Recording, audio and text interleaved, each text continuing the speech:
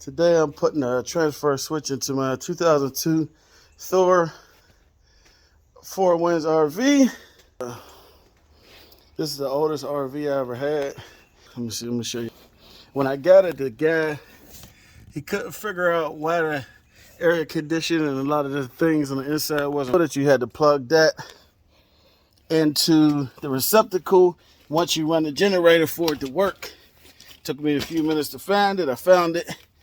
So now I got this transfer that I'm gonna put in here. They don't word it the way it should word it, but it ain't hard to figure out. This goes to shore power. This is coming from the generator, and on either one of the bottom of these, I'll probably put it on this one, is where you put your shore power cable at. And then the commons and grounds or whatever, neutral or whatever, go over here. They give you colored schematics with color coding and all that on there.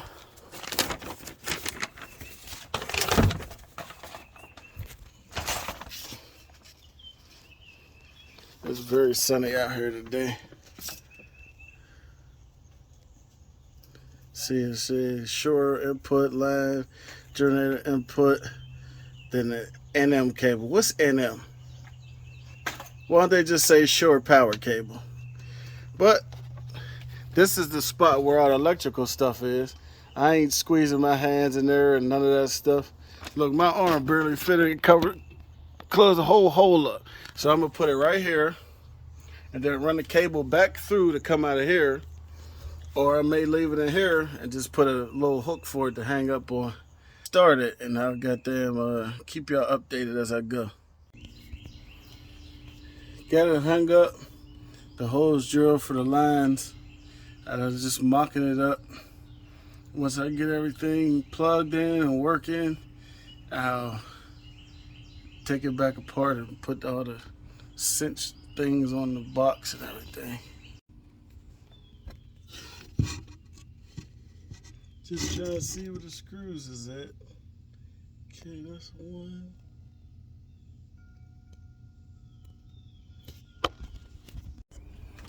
Let's see if I can capture a little bit of this. I got it just about in. I still got to put the grommets on it for the wires, for the grippers or whatever them things is called. But I always like to install it, test it. I'll take it back, take the wires back out one at a time, and put the, I don't know what they're called, the things that hold the wire into place. So if you pull it, don't pull the wire out, things are going here. I put them on after I test the whole system. I know it seems kind of dumb, it's just the way I do things. I ain't no electrician.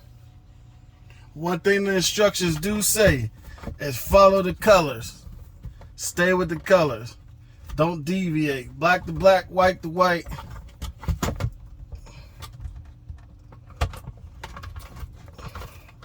So I made sure I did that. I was watching videos on YouTube. This one guy got a good video, but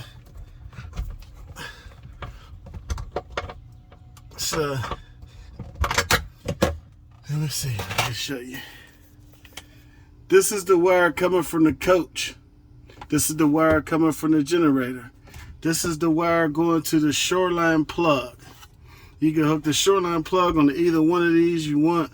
And just make sure put it on there because these two is already crimped inside there. So that's it.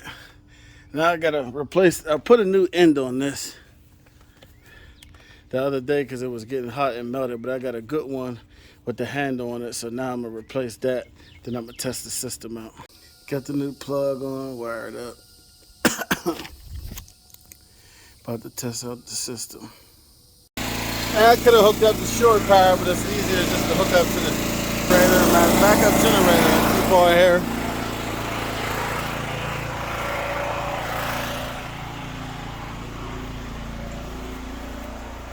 As you can see from the microwave, power's on. You really don't need to do too much.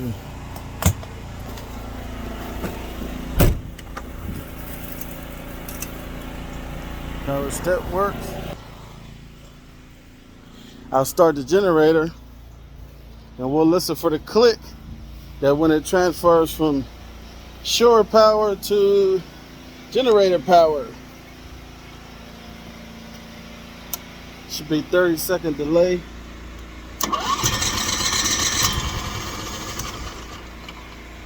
Second delay in starting this generator. Now I just started right up a few seconds ago. Okay. And we'll listen for the click.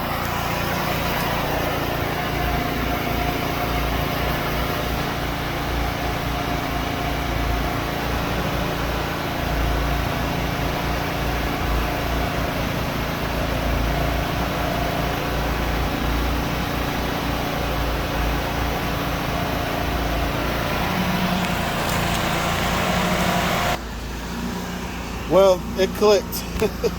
I shut the generator off and it clicked while we wasn't paying it.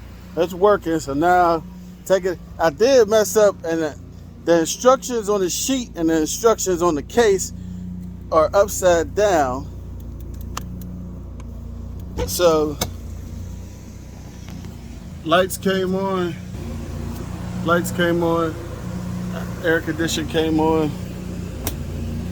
I hooked the shore power into where the bus power should have been at. I just had to flip them around, but that's pretty much it. I'll take these off and put the fittings on. This top one, shore power, that goes to the plug that you plug in the shore power. This goes to the generator. This one, bottom one, goes into the bus. Now I gotta go to Home Depot and get some grommets for these things that hold them in or whatever, and I'll be good to go. And I still gotta, I didn't screw it in yet because I wanted to wait till I got it right, but we're good to go now. 30 amp south wire. You see the model. I'll put a link in the description down below. And even if I'm not an electrician, but even if you're not, you can probably do this in 30 minutes. Wire strippers, flathead screwdriver, hex heads, a good carpet knife, some screws to hold the box onto the wall, minimal tools. Happy RVing.